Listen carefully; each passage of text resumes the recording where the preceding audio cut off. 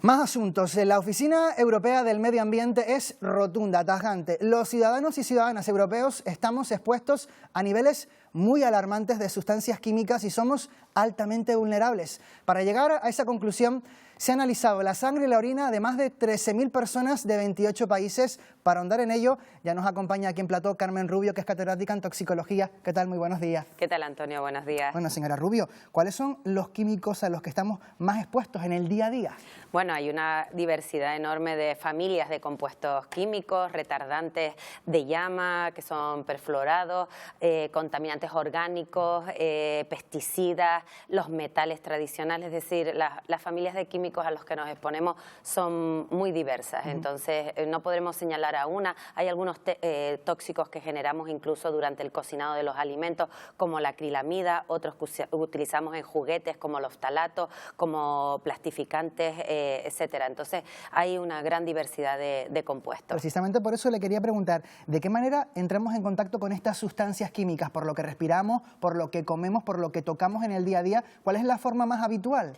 Entramos en contacto por todas las vías, pero principalmente la ruta alimentaria, la vía oral y la vía inhalatoria. Son las principales rutas de exposición. Para la mayor parte de los tóxicos, la dieta constituye la principal fuente de exposición a los compuestos tóxicos.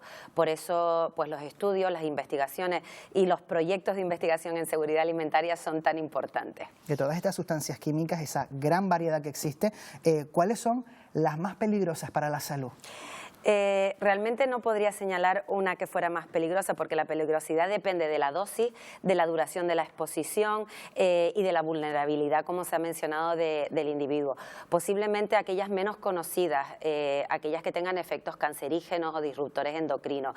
Se habla de algunas familias de plaguicidas, los hidrocarburos aromáticos policíclicos que se generan durante la incineración o el carbonizado, algunos plastificantes y obviamente los metales pesados, que aunque los conocemos desde la más remota antigüedad, mercurio, cadmio y plomo siguen siendo tóxicos permanentes en el medio ambiente a los que nos exponemos todos los días. Sin embargo, algunas veces los proyectos de investigación financian o las autoridades financian los tóxicos más novedosos o más modernos, obviando pues esos tóxicos tradicionales que impregnan el planeta completamente, tanto el agua como el aire como los alimentos. Porque somos altamente vulnerables, tal y como dice este informe de la Unión Europea. Bueno, altamente vulnerables es que hay poblaciones, hay grupos poblacionales que son más susceptibles de padecer los efectos adversos o tóxicos derivados de esa exposición.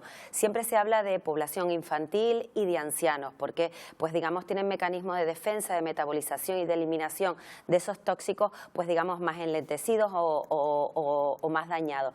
Pero vulnerable significa que nos exponemos a más cantidad de productos, pero posiblemente Europa no esté en una situación más desfavorecida que otros continentes. Por lo tanto, no tenemos que tampoco alarmar que estemos en peor situación que a lo mejor el continente asiático o incluso el continente africano, que es un continente donde no existen estudios. ¿Y qué provocan estas sustancias químicas, estos tóxicos en nuestro organismo? ¿Qué pueden provocar? La diversidad de efectos es variada. Ahora se investiga mucho los efectos inmunotóxicos sobre el sistema inmune. Hay muchas reacciones adversas que no conocíamos sobre, pues digamos, la respuesta de nuestras hormonas, lo que se llaman los disruptores endocrinos. Algunas sustancias son a dosis más elevadas y en exposiciones crónicas cancerígenos. Otras son obesógenos, favorecen las enfermedades metabólicas que tienen que ver con síndromes como la obesidad. Otras, bueno, pues producen algún tipo de disfunción neurológica. Es decir, cada uno de ellos hay que estudiarlos por separado y dentro de cada familia hay que estudiar cada molécula, porque no todas las familias de moléculas, no todos los hidrocarburos o todos los pesticidas comparten la misma toxicidad ni el mismo mecanismo de acción. Entonces, lo que pone de manifiesto este reciente estudio es que estamos expuestos, pero esa es una única de las fases de los estudios de evaluación del riesgo. La evaluación del riesgo consta de 4 fases: la identificación de los tóxicos, la caracterización del peligro peligro, es decir, conocer su mecanismo de acción, cuáles son los efectos, que es lo que me estás preguntando, los niveles a los que nos exponemos y la caracterización del riesgo. ¿Cuál es la probabilidad de que esa población en esas circunstancias y con esos niveles de exposición, digamos, sufra efectos tóxicos? Y luego vienen los gestores del riesgo, a los que los científicos tenemos que asesorar. Y luego están ustedes los comunicadores del riesgo. Entre todos tenemos que hacer una buena política de análisis del riesgo. No sirve solo la fase de exposición, que es lo que pone de manifiesto este estudio.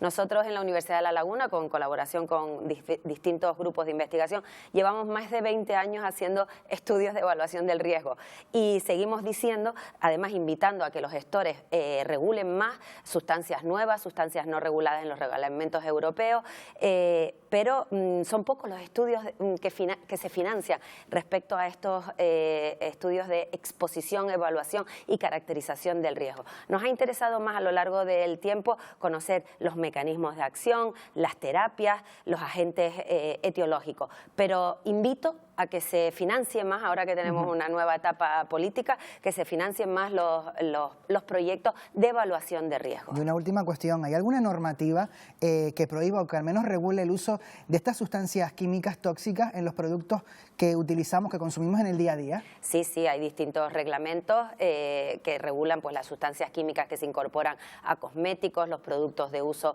en limpieza, digamos, los productos que se utilizan en los envases plásticos, los productos que van a los alimentos, los aditivos, los contaminantes, pero no todas las sustancias están reguladas y esto es lo que pone de manifiesto este estudio. Hay que regular, hay que incorporar las nuevas sustancias y hay que revisar los límites actuales de algunas de ellas. Y por tanto, bueno, hay que escuchar a lo que han hecho los científicos y estos reguladores, los gestores, los que tienen responsabilidad en la administración, tienen que basarse en esos estudios científicos. Pero si no hay estudios suficientes, que lo pone de manifiesto también en el informe, no hay estudios toxicológicos suficientes, no se puede regular. Por lo tanto, muchas veces la regulación va lenta porque no ha habido suficientes estudios. Y para ver estudios hay que tener proyectos de investigación. Conclusión, más inversión en ciencia. Efectivamente.